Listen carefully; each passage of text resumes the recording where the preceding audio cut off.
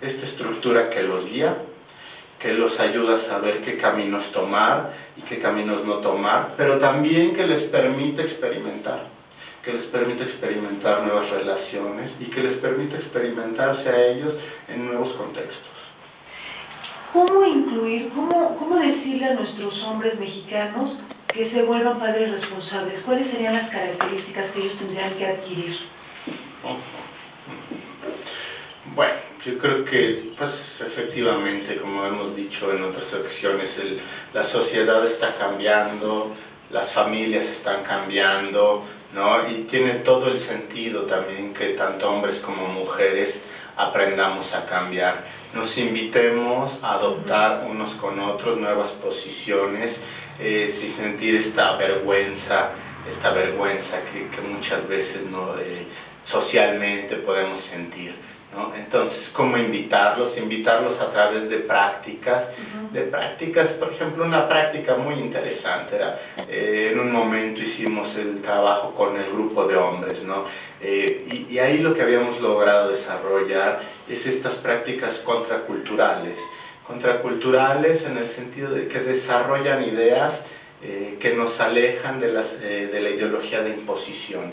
Creo que es uno de los temas más importantes de las últimas décadas, terminar con las prácticas de autoridad, ¿no? Y desarrollar mucho más las prácticas de equidad, que es algo que habíamos propuesto ya anteriormente, ¿no? Entonces, bueno, en la medida en que el hombre se anime, ¿no? a intervenir en la crianza de los hijos, a participar dentro de casa, a invitar a que la mujer se involucre también en las actividades que anteriormente eran solo de hombres, pues vamos a encontrar otra dimensión diferente, ¿no?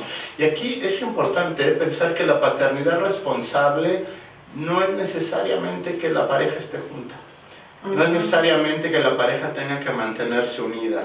Y a veces podríamos pensar que no solo hay un padre y no solo hay una madre. A veces tenemos el padre biológico, el padre de crianza y alguna otra figura parental como el abuelo, ¿no?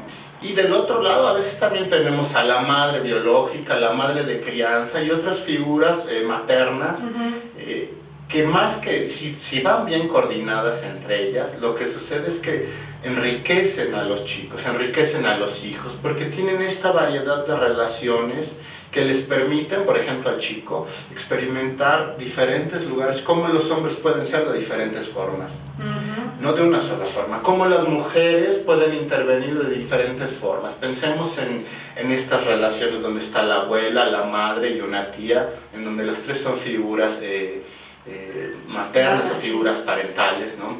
Y cómo cada una de ellas representa una idea de mujer diferente.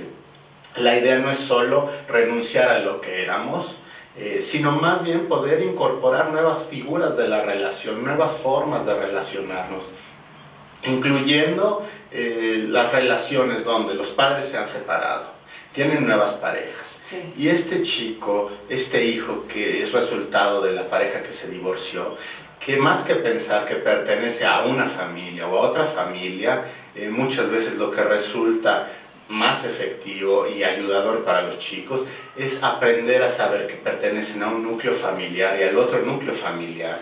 Y a veces, si las familias logran trabajar conjuntamente, puede ser que puedan identificarse con una figura parental, con la otra figura parental. Por ahí me viene a la cabeza algún caso, ¿no? De una chica donde ella tiene a su papá biológico, ¿no? Que al mismo tiempo tiene un padre de crianza que es la pareja de la madre, ¿no? Y perfectamente bien la chica puede recurrir a uno o a otro sin que entre los padres biológico y de crianza hay esta triangulación que era de la que hablábamos antes con el concepto de alienación parental y que acaba por confundir a los chicos. Si esto no existe y si hay un respeto por las diferentes posiciones de estas figuras parentales, seguramente eso nos va a llevar a aprender también nuevas formas de ser hombres y de ser mujeres, sin tener que cerrar los conceptos a una sola idea de cómo estamos en el mundo de la posmodernidad, ¿no? Sí. Y eso quiere decir que hay diferentes formas de ser hombre, diferentes formas de ser mujer. No quiere decir todo se vale, ¿no? En este mundo donde hemos vivido mucha violencia, muchos abusos, definitivamente hay prácticas en las que no son responsables y que tienen que ver con el abuso y con la violencia. Doctor, los niños que hoy están creciendo, que van a ser padres en pocos años, en algún tiempo, porque ahora estamos viendo que como que la paternidad se va haciendo edades más temprano, al igual que la maternidad, ¿no? Tenemos chicos muy jóvenes, 16, 17 años, que ya son padres. Entonces, ¿cómo considera usted que puede influir la paternidad en la edad del hombre? O sea, ¿puede ser diferente un hombre responsable, puede ejercer la paternidad responsable a los 16, a los 26, a los 36? ¿O va cambiando? Bueno, ya por el simple desarrollo, un chico de 16 años que está tratando, pues de identificar, digamos, qué pasa con los chicos adolescentes, ¿no? Pues que ellos están experimentando diferentes formas de ser, ¿no? Están en este proceso de integrar una idea de quiénes son ellos y hacia dónde van ellos. Y entonces se vuelve doblemente complicado. No quiere decir que no puedan hacer un trabajo como padres, ¿no? Sino quiere decir que al mismo tiempo están en un doble proceso, al mismo tiempo que están tratando de integrarse ellos en una identidad, en una forma de verse a ellos mismos, están empezando a desarrollar también esta relación parental, ¿no? Están empezando también a ser padres y a encargarse del cuidado de sus hijos, que eso implica una doble función, un doble trabajo. Diferente que si estamos hablando de personas de 25 años que están tal vez en la consolidación de una pareja, y podría ser que también en esta doble función, pero si tenemos un poco de suerte, estamos hablando de personas donde la identidad se constituyó de una forma un poco más sólida y son capaces también de ofrecerle una atención diferente a los chicos. O si hablamos del periodo de los 30 a los 40 años, en donde muchas de estas parejas pues están consolidando también una posición de trabajo, hay una productividad. Si es una pareja que viene ya de la década anterior, seguramente que ya se ha estabilizado con una cierta forma de vida y que le pueden ofrecer una vida diferente a los chicos, ¿no? Entonces, en eso también, desgraciadamente no siempre hay la planificación de estos embarazos, y esto impide también pensar en una paternidad responsable óptima. No quiere decir que los chicos que tienen hijos a temprana edad no puedan desarrollar una paternidad responsable, pero quiere decir que se encuentran involucrados en dobles procesos, ¿no? Procesos de identidad, ¿no? De identidad, y al mismo tiempo tienen que incorporar su identidad como padres, no solo como individuos, sino como padres o de pareja incluso, ¿no? Sí. Maestro, nosotros tenemos conocimiento de que, por ejemplo, en algunos casos, esta parte que usted hablaba de la generación del machismo implica educar con violencia, sobre todo a los hijos varones, ¿no? En algunos casos, algunos compañeros han comentado que ellos sí consideran que la educación para los varones sí tiene que ser violenta porque se están educando hombres. ¿Qué nos puede decir al respecto? Bueno, pues esta era la cultura antigua, ¿no?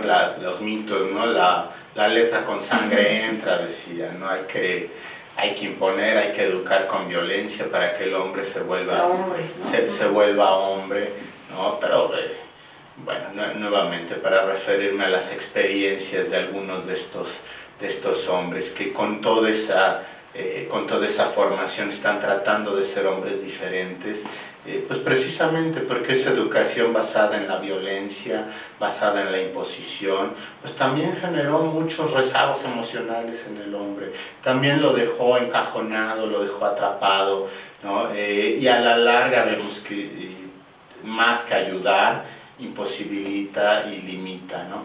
Aún los hombres que tendencialmente educaron a sus hijos con mano dura y a las hijas poniéndolas a hacer labores de casa, que no hacían más que perpetuar este tipo de relación entre hombres y mujeres, ¿no? La hermana que tiene que lavarle la ropa al hermano, ¿no? El hermano que se queda a cargo de corregir a las hermanas. Digamos, hay una serie de prácticas que más que ayudar nos han limitado muchísimo a la hora de establecer relaciones pues pacíficas, o relaciones que construyan, relaciones que permitan. La imposición básicamente es una relación que rompe, ¿no? Que impide, que limita, que castiga y a veces que humilla, ¿no? Y vemos todos estos efectos cuando hablamos hace rato de cuáles son el tipo de relaciones que a la larga generan frustración, que a la larga generan psicopatología grave, o que generan problemas realmente que se perpetúan generación tras generación. Pues de nuevo, las situaciones de abuso y las situaciones de violencia, las situaciones de grandes carencias afectivas, ¿no? Y a veces ahí también, en este autoritarismo, va impedida también otra expresión de afecto. Y las situaciones de conflicto, ¿no? Las situaciones de caos, donde unas veces aplica una regla, otras veces aplica otra regla, y no se sabe cómo comportarse dentro de la familia. Básicamente en estas tres situaciones, en estos tres contextos, es donde vemos que a futuro se generan los grandes problemas en las relaciones humanas. Y desgraciadamente, casi en las tres, tenemos estas prácticas de violencia, de autoritarismo, de abuso, ¿no? De lesión grave, no solo física, sino emocional, ¿no? Cercena. Y entonces, digamos que estamos como en un momento en que los hombres están tomando esta conciencia de manera como más generalizada de que hay que empezar a educar a los hijos y a las hijas de otra manera, ¿no? Pero todavía no logramos definirnos hacia dónde, cuáles son las características, ¿no? Y cómo podríamos invitar a nuestras personas que nos comparten en este medio a que ejerzan la paternidad. ¿Qué detalles precisos tendrían que poner mucha atención? Bueno, pues yo creo que una de las cosas importantes en las que tienen que poner atención es qué les pasa a ellos, ¿no? Antes de dejarse llevar por sus emociones, ¿no? ¿Qué es lo que está pasando en ellos cuando se enojan? Muchas veces detrás del enojo lo que hay es tristeza, o muchas veces detrás del enojo lo que hay es desconocimiento de qué necesitan sus hijos, pero también desconocimiento de otras formas de cómo ellos pueden ser, ¿no? En general, pues resulta muy importante el participar en grupos, ¿no? En participar en grupos, llámese, tradicionalmente en muchos lugares hay lo que se llama escuelas para padres, ¿no? Pero en grupos reflexivos, en grupos terapéuticos, en grupos donde asistan otros hombres. Si hablamos en el tema de hombres especialmente, ¿no? En grupos donde participen otros hombres. ¿Por qué? Porque si estamos atentos a estos grupos, realmente es ahí donde pueden experimentar cómo otros padres están viviendo una situación muy parecida a la de ellos, y sobre todo grupos que tengan un enfoque de género, ¿no?